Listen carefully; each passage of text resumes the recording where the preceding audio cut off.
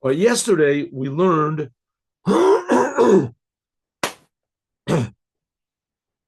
about Adar. That's what we've been learning for the last 2 days. The month of Adar, how miraculous the month of Adar is. And the month of Adar, especially because it is the month of Moses, Moshe, the month of Moshe. Moshe was born in that day, on that month. He was born on the seventh day of the month. And because of that, he was born. That changes the whole mazal of the month. It changes the whole spiritual essence of the month. And the spiritual essence, the mazal, if you want to call it the luck of the Jewish people, is ayin. Ein mazal Israel, ayin. So the whole month of Adar is a month of pure Jewish godliness, the pure Jewish mazal in the world. That's the month of Adar. And it affects everything in the physical world.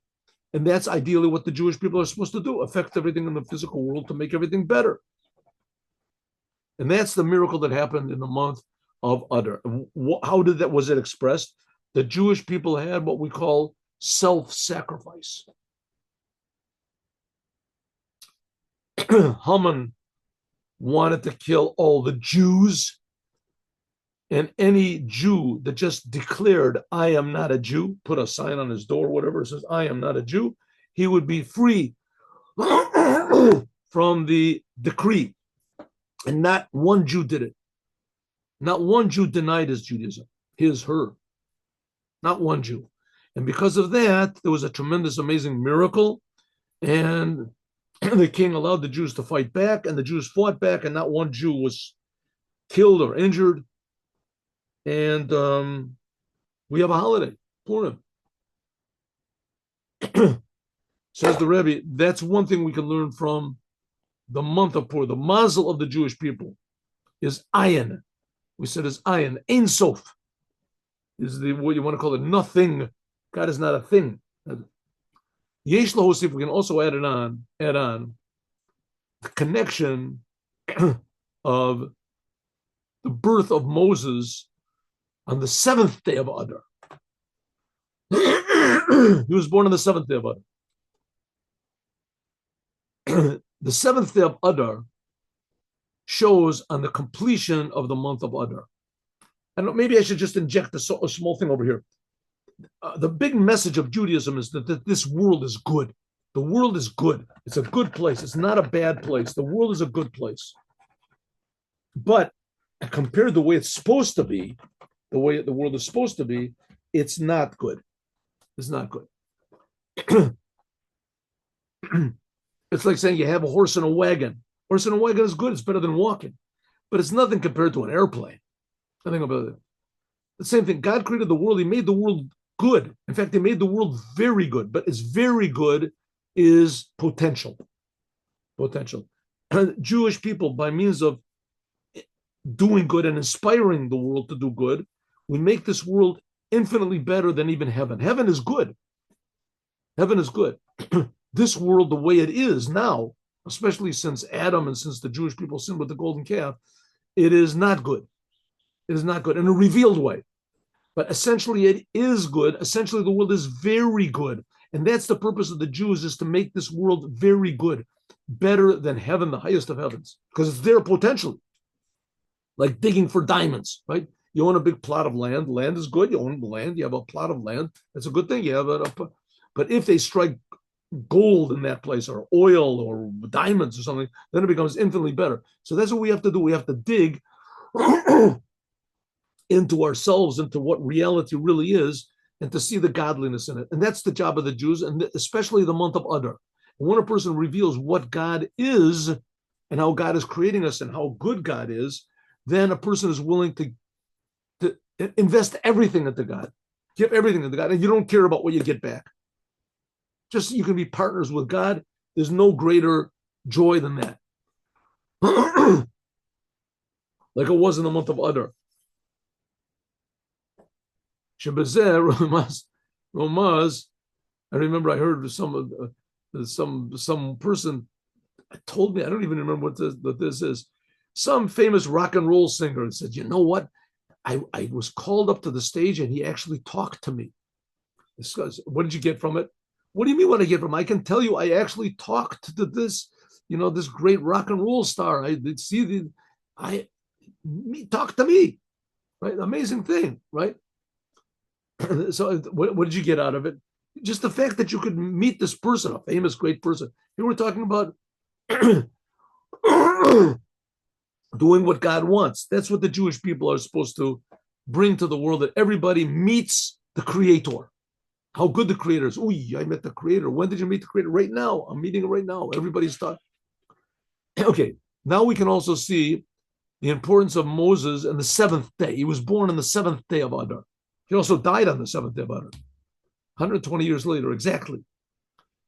But it says that the fact that he was born on this day, that negates the bad thing that he died. Shiva ba'Adar, the seventh day of Adar, indicates Hashlemus, the completion, the wholesomeness of the month of Adar. Shiva Yamim, 7 days, Ritzufim, one after the other. Shakolim call a Shevi Yamei, that include all the 7 days of the week. 7 days of the creation. That's the day of the 7 days it took God to build and create the whole world.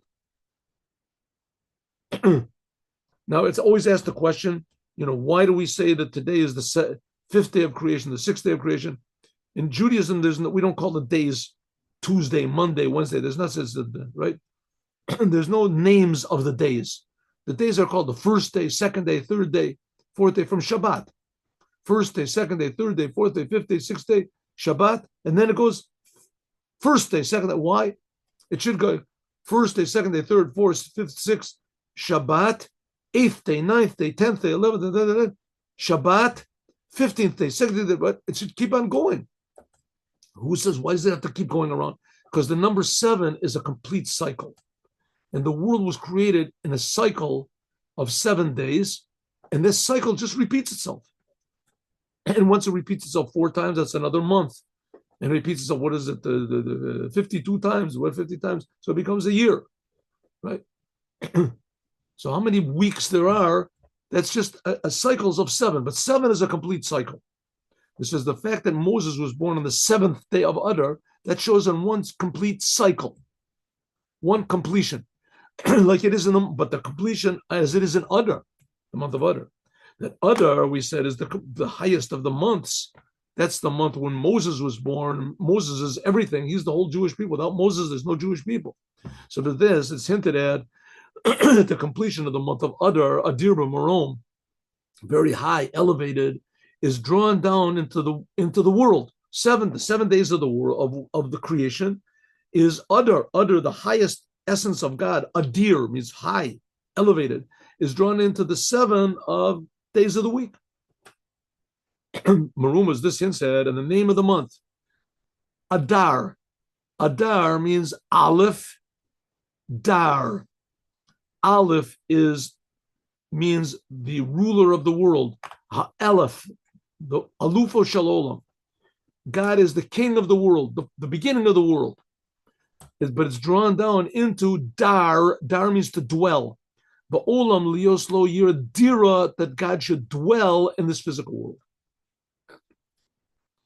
As we said so many times before, again, what's our goal? What are we working toward over here? What's the promised land? What are we working to get? Right? We're not working to go to heaven. We're not working to go to heaven. Heaven is not a good thing. If Adam wouldn't have eaten from the tree, and there would be no death, there would be no heaven. Heaven is like a consolation prize for death. Ideally, what we want is this world to be exactly the way it is, but perfect. Perfect. The potential in every human being should be revealed. There shouldn't be any more sickness, any more death, any more the famine, any more problems, any difficulties. A wonderful, beautiful world. That's the way it should be. Like you ever go to a concert, go to an orchestra, there's like a 100-piece orchestra, and they all play the way they're supposed to be. That's the way it's supposed to be. So that was beautiful, that was wonderful. Right? That was wonderful. That's the way the world is supposed to be, like a beautiful concert. Everything is working all the time the way it is. Everything is renewed, brand new, surprises, constant surprises in the world. Godliness, that's the way the world is supposed to be. That's called the Dira B'Tachtonim. You feel the life and the meaning and the novelty of God, the joy of being alive, of God, and the uniqueness of every human being in this physical world. And even more, B'Shiva B'Adar, in the seventh day of Adar. I mean, you could think, listen, these other religions in the world, they have billions of people that believe in them, and they're willing to do anything in order to get the goal. What's the goal? Go to heaven. You got to be saved. You got to go to heaven. How are you going to be saved? You go, you blow yourself up, you do something, whatever it is, right? And then you're forgiven, you go to heaven. Heaven, heaven, heaven, you go to heaven, nothing like heaven, you go to heaven, go to heaven. So, I mean, that is certainly a motivation. Going to heaven is a good motivation, right?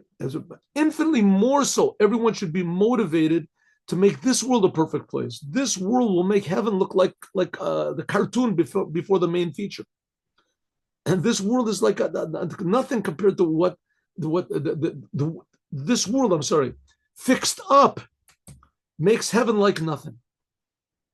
Heaven is like a child with training wheels compared to a jet plane. That's what heaven is.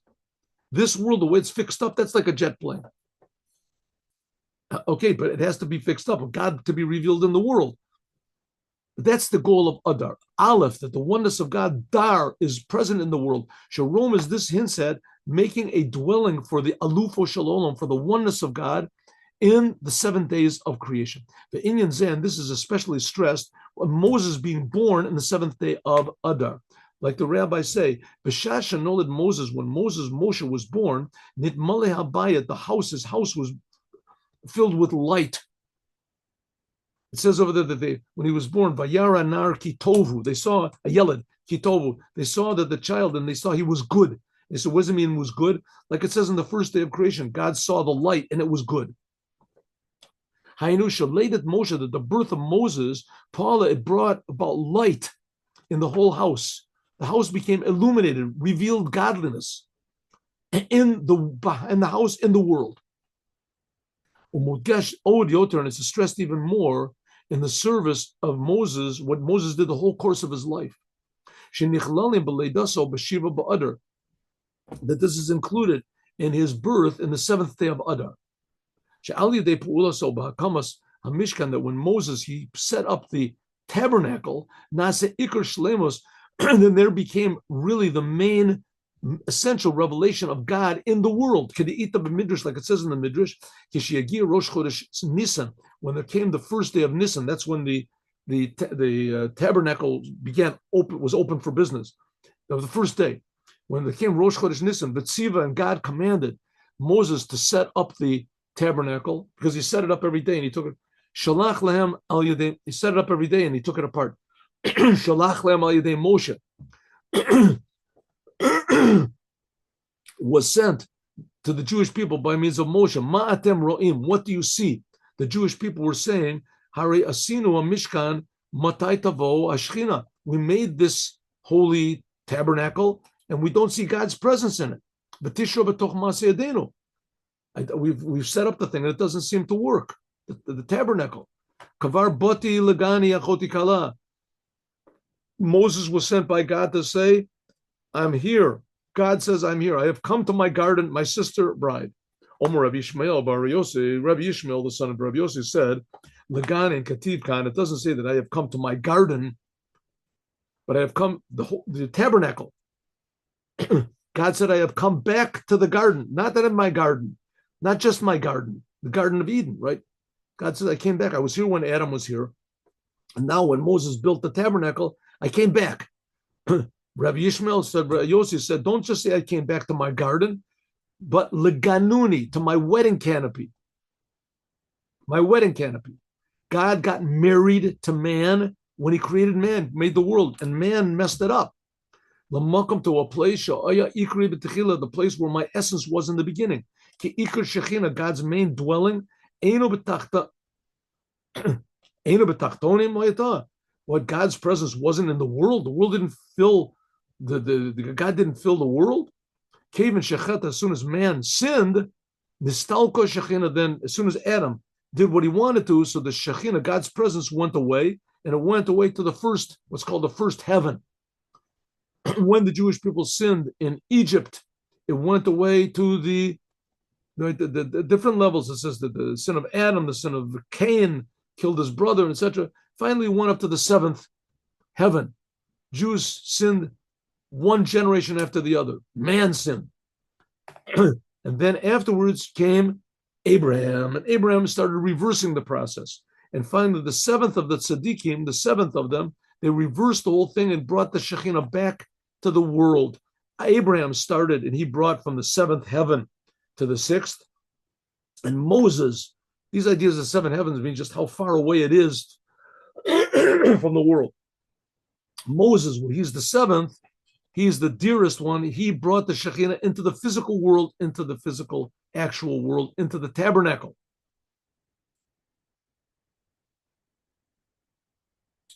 So that's the idea of Adar. Aleph, Dar. Aleph, the oneness of God. Dar, dwelled in the physical world. The seventh day shows it even more. That's the 7 days of the week. The whole cycle of time, God was revealed. And especially this was the day that Moses was born, and Moshe's whole thing was to bring God's presence into the physical world to correct what Adam messed up. Well, the Hosif, we can add on, that in the beginning, when Moses stood up the tabernacle, it was the 7 days of the filling. Moses was doing the tabernacle and taking it apart. These were the 7 last days. Everything goes after the end of the month of Adar. How did it go? Moses started, I guess, what is the 23rd day of Adar? Moses started putting the tabernacle together. Every day he would put it up, stand it up, and he would take it apart. Put it up and take it apart. The next day he would put it up, and then he would take it apart. Take it apart. Construct and deconstruct. When it came to the first day, 7 days later, then those are the last days of the month of Adar. There it goes, from the 23rd day of Adar until the final end of the month of Adar. Moses was setting up the tabernacle and taking it apart, setting it up and taking it apart. On the first day of Nisan, he set up the tabernacle and he didn't take it apart. That was the day that God's presence was revealed in the tabernacle. Yeshlom, we can say, in the beginning of the month of Adar, is stressed more the power, Adir, the highness of the Aleph, of the oneness of God. That's the first letter, Aleph. That's the first in the beginning of the word Adar. Aleph means God, one. Shilamayla, this is above the world. Adir b'marom, God is above in the high places. That's the first day of Adar. Aleph Adar, Aleph.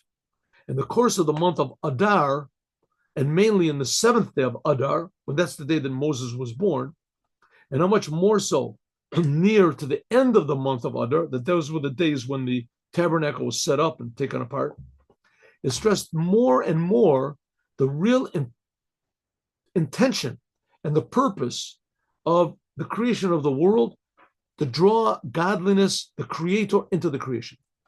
Aleph, Dar. The Adar, that's the completion of the month of Adar by means of the tabernacle. Even the end of the month of Adar, that was the beginning of the establishment of the tabernacle. Hamiru Moshe, that Moshe stood up the tabernacle and he tried to work in it. He worked in it and he took it apart every day in 7 days. The lo sharto Shekhinah, but the Shekhinah, God's presence, wasn't there. So if so, the whole month of Adar was just devoted to making the tabernacle. It was a holy month. Moses was born, but still there was not revelation of godliness in the world. It was still Adir. God's presence was still Adir, high above, Memerom. Because the revelation was still above the world. The main drawing down of godliness into the world, the first time since the giving of the Torah, well, not actually, since Adam was created. So when God created Adam, God's presence was in the world, but that was only for a couple of hours until Adam ate from the tree. Then it had to wait for, 2,400 years, 2,448 years, and God gave the Torah in Mount Sinai. Again, he was revealed. But that was also temporary. Even shorter than the time it was revealed by Adam. Just the time it took God to say the Ten Commandments, or the first two of the Ten Commandments. But then afterwards, almost a year later, on the first day of Nisan, the Jews got out of Egypt on the 15th day of Nisan, and a year later, on the first day of Nisan, in other words, 2 weeks before Passover, was set up the tabernacle. God's presence returned to the world. By means of putting the Mishkan back into the world in a set way, then the Shekhinah was present in the world in a regular set way. When was this? Rosh Chodesh Nisan, the first day of Nisan. This was the 8th day of the Miluim. Then it was drawn down on Chanukah Mishkan. There were the 12 days that each one of the heads of the tribes, they brought these special offerings. They brought exactly the same thing. It's in Parshas Nasa, you can see. 12 days from the first day of Nisan until the 12th day. Nasi Echad B'Yom. We read this, by the way, in our prayers. After the prayer is finished, we say the Nasi of the day. And then this is stressed even more, the drawing down of godliness into the world. 12. There's 12 different permutations of the name of God. Yud Kei Vav Kei. Take Yud Kei Vav Kei, there's 12 different permutations of that name. Because there's two Heys. So, right, there's three, you think that the Hey, and 3 times, and then etc. Anyway, there's 12 different permutations, and each one is for a different day of different month. And here we have each one for a different day, that by means of that is made creation of time, the 12 days of the month. And a place, what's called the 12 Gavule Alachsan, the 12 boundaries of, I saw one place that the 12 Gavule Alachsan is the 12 sides like of a box, right? You have 1, 2, 4 on the top, and 4 on the bottom, 4 sides, and then the 4 edges, that's also 4. However it is, there's different opinions, whatever it is, but that's time and place is the number 12. There's a book called the Sefer Yetzirah, and it talks about the secret of the 22 letters of the Hebrew alphabet. And God created the world with these 22 letters. So it talks about the power of each and every letter, and some letters have more power than others, and some different types of power. It says, so there's what's called 3 mothers, that's the letters Aleph, Mem, and Shin.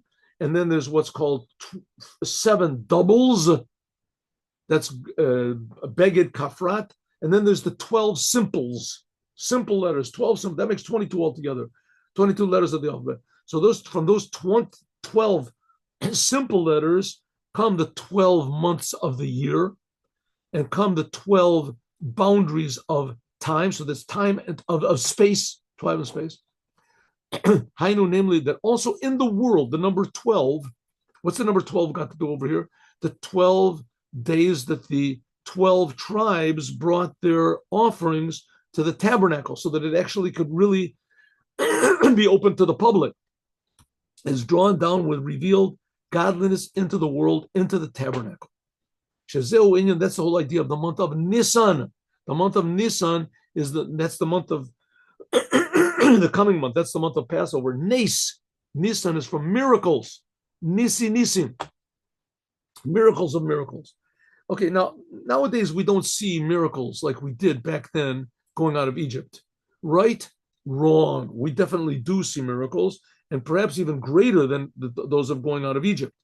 I mean, very simple ones we can say is that, you can look this up. It's very hard to believe. But since October the 7th, as the Arabs, the Hezbollah and the Hamas, they shot over 25,000 missiles into Israel. Some of them were big, the Houthis, whatever, they shot big missiles. They shot more, how do you say, sophisticated missiles, the Hezbollah and this, but nevertheless, 25,000 missiles. If they would have thrown 25,000 rocks into Israel, it would have done more damage if it wasn't for God helping us. There was almost no damage done. There was almost no one injured. I mean, God forbid, there were people that injured, and there were people that were killed, and even one is too many. But there was like less, if I'm not mistaken, than 10 people that were killed. Don't think I'm trying to minimize this. 24,000 rockets. Do you know what that means? That's like any one of those rockets could have killed 100 people, 1,000 people. Who knows if they were gathered in the same place? Could bring a whole building down. What? 24,000. And this is in the course of just like, what, a year or something like that. And almost nothing happened. Missiles were raining down every night. There was sirens blowing, and this it. Like, amazing, just incredible.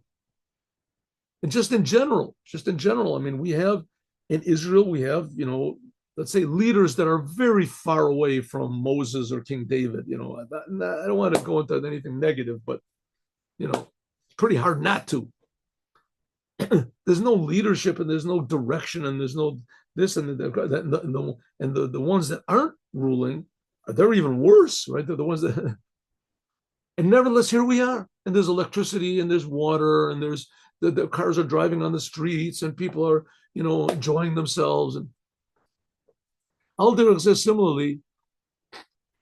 Let's see how much of this can we get done here. All right, let's try. Adar says similarly regarding the power, the strength of, and the increase of the mazel, of the luck, of the God, the blessing of the Jewish people in the month of Adar. Like it says, Adar Bari Mazel. It says that Adar is a month that it's mazal, its blessing is powerful. Shekashur, this is connected with the 7th of Adar. How?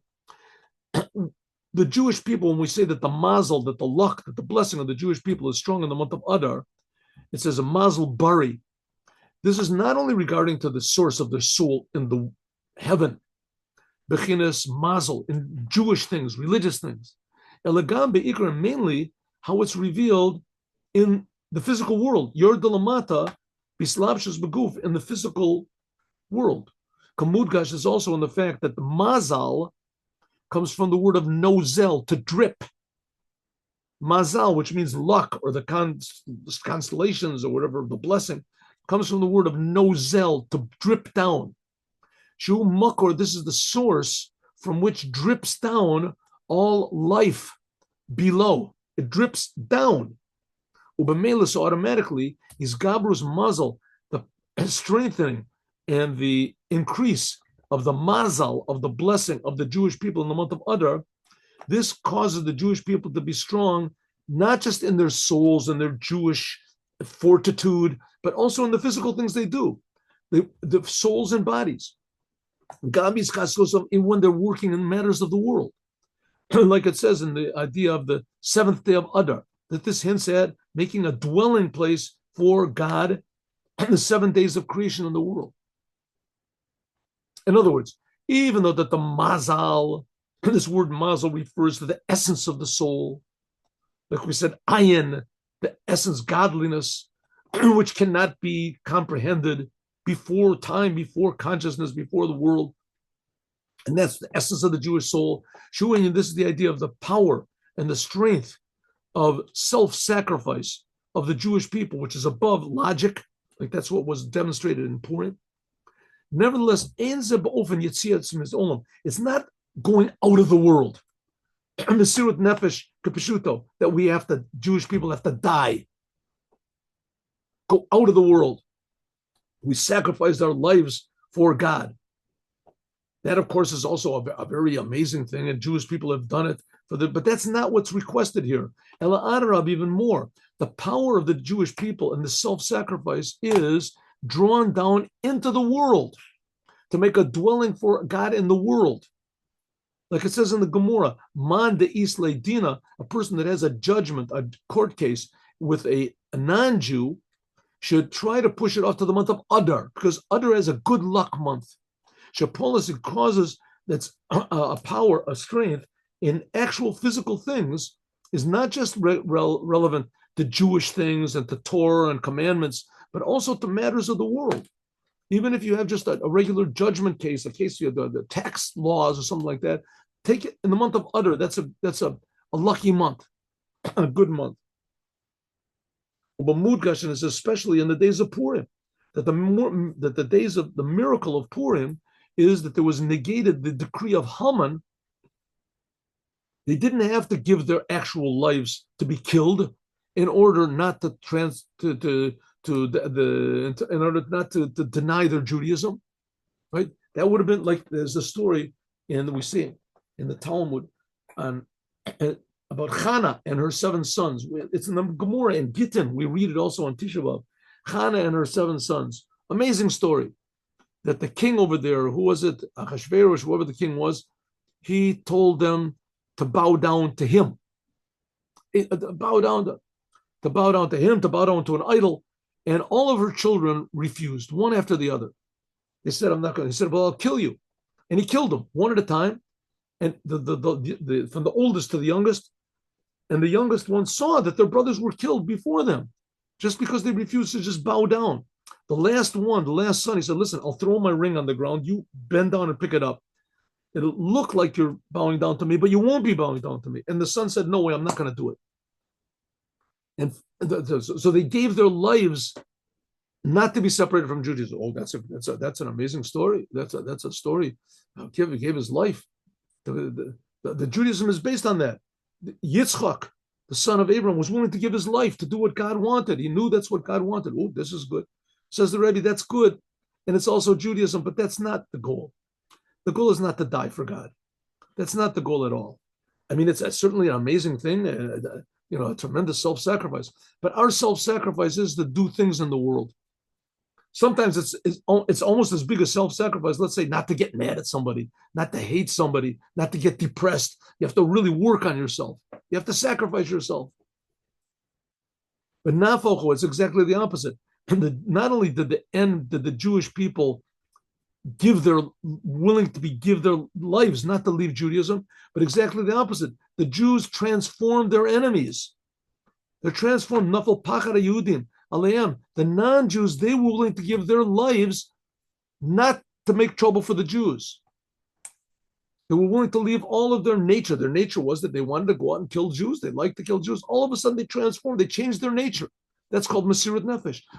So therefore, they were able to draw down Torah and the commandments, the Jewish people, in an easy, calm way. Ora, b'simcha, b'sasam, b'yachor. Like it says, the Jews had light and joy and rejoicing and, how do you say, the glory. And whether simply, like it says, simcha or mishta, that simply they had this happiness, or they said, no, the simcha, that's Yom Tov, etc. All of the, and all of the 200 and 127 countries of the king.